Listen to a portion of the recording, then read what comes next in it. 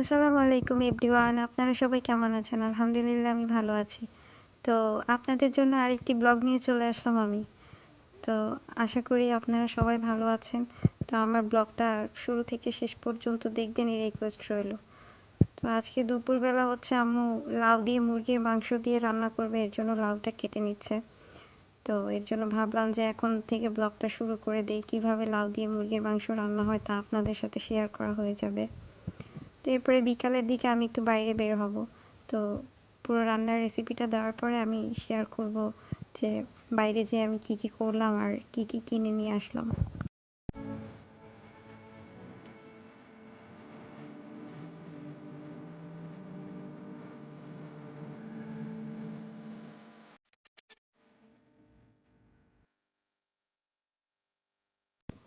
তো আম্মুর এখানে উপকরণগুলো একসাথে করে নেওয়া হয়ে গেছে। লাউ কেটে নিয়েছে, মুরগির মাংস আর হচ্ছে পেঁয়াজ কাঁচামরিচ যা লাগে তাতে কেটে নিয়েছে। তো এখন হচ্ছে কড়াই বসায় দিছে, এখানে তেল দিয়ে নিল। তো পেঁয়াজ দিয়ে দিবে। পেঁয়াজটা একটু ভাজা ভাজা হলে হচ্ছে অন্যান্য আদার্স মশলাগুলো দিয়ে কষায় নেবে। তো রান্না সবসময় সেম প্রসেসই থাকে, কারণ হচ্ছে রান্নার কোনো চেঞ্জ হয় না, প্রসেস একই থাকে, হয়তো একটু ১৯-২০ করে দেয়।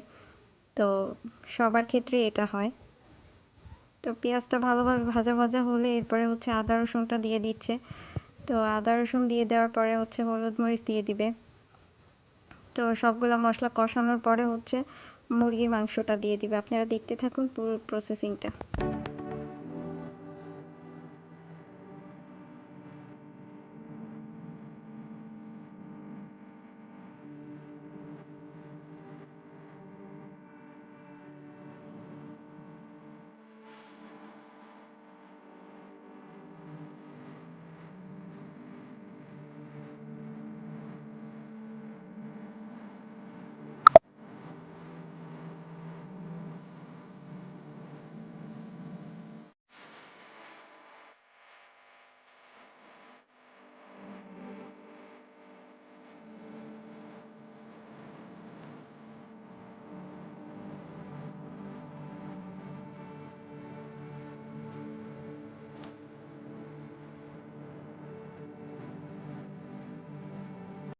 তো এখানে মশলাগুলো কষানো হয়ে গেছে, এখন হচ্ছে মুরগির মাংসগুলো দিয়ে দিবে।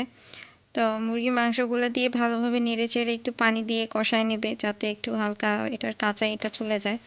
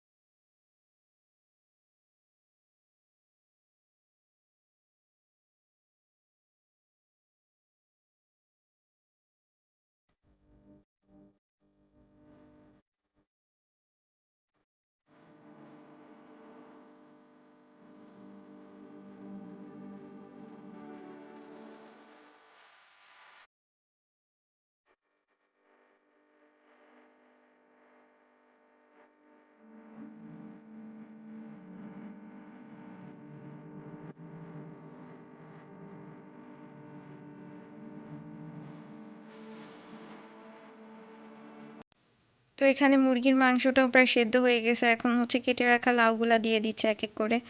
তো লাউগুলা বেশি দেখাচ্ছে হচ্ছে পাতিল ছোট মনে হচ্ছে হয়তো, কিন্তু পরে আস্তে আস্তে লাউগুলা হয়ে যাবে।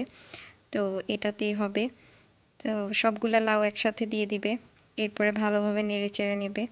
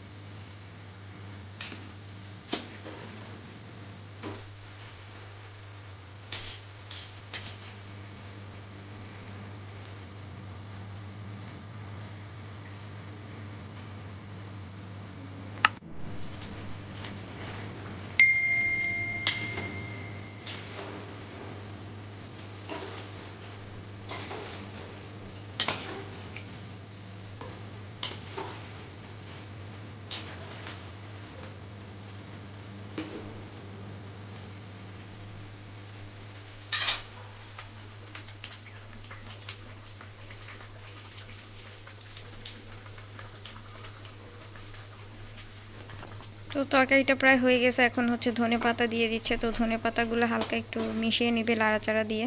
এরপর হচ্ছে ধনেপাতাগুলো সিদ্ধ হয়ে গেলেই তরকারিটা উঠিয়ে বাটিতে বেড়ে নিবে।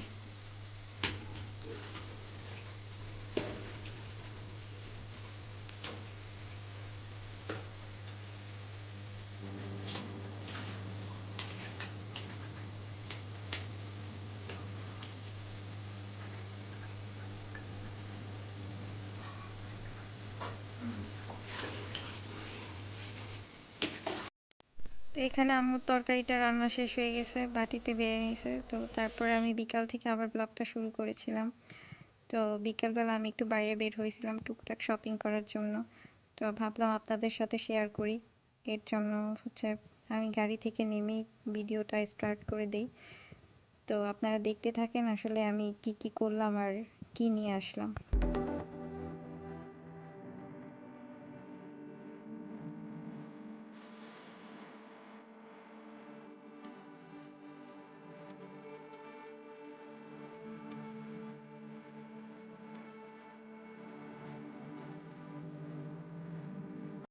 তো আসলে আমি বের হয়েছিলাম টুকটাক জিনিস কেনার জন্য। এখানে আমার ছোট ভাইয়ের জন্য, আসলে আমার কাজিন যে, ওর জন্য হচ্ছে একজোড়া মোজা কিনলাম, আর হচ্ছে নিজের জন্য ছোট ছোট জিনিস যেমন ক্লিপ, ব্যান্ড, তারপরে হচ্ছে গলার সেট, এগুলো কেনার জন্য বের হয়েছিলাম। তো দোকানে চলে আসলাম, আমি টুকটাক কিনে নিলাম। তো আপনাদের সাথে বাসায় যেয়ে শেয়ার করব কি কিনেছি। এরপর হচ্ছে একটা ঘড়ির দোকানে ঢুকলাম, আমি হচ্ছে একটা ঘড়ি কিনবো বলে। তো এর জন্য একটা ঘড়িও কিনে নিলাম।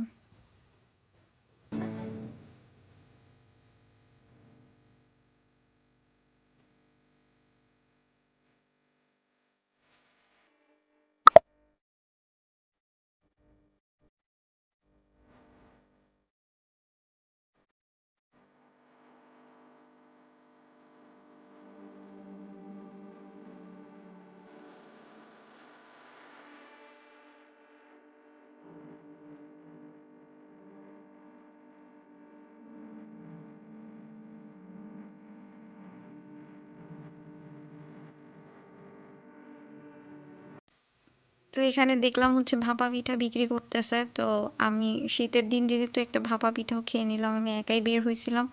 তো আমি নিজে একটা একটা খেয়ে নিলাম, আর হচ্ছে আপনাদের সাথে শেয়ার করলাম উনি কিভাবে ভাপা পিঠাটা বানাচ্ছে।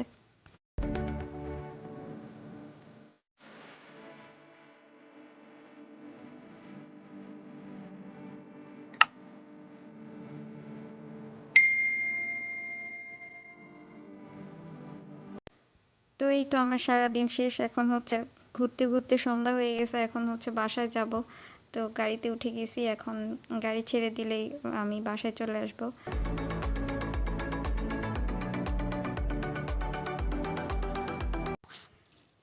তো এখানে আমি একটা ঘড়ি কিনে নিছি, বলছিলাম ঘড়ির দোকানে ঢুকছিলাম ঘড়ি কিনছি। তো আর একটা হচ্ছে গলার মালা কিনে নিলাম। তো মেয়েরা যা টুকটাক কিনে সেটাই আমি কিনলাম, ক্লিপ কিনেছি, ব্যান্ড কিনেছি, তুলি কিনেছি। তো এইগুলোই আর কি, আমি বড় কোনো শপিং করতে যাইনি, টুকটাক শপিং করা হয়েছে, আমার একটু ঘোরাও হয়েছে। এই ছিল আমার আজকের দিন।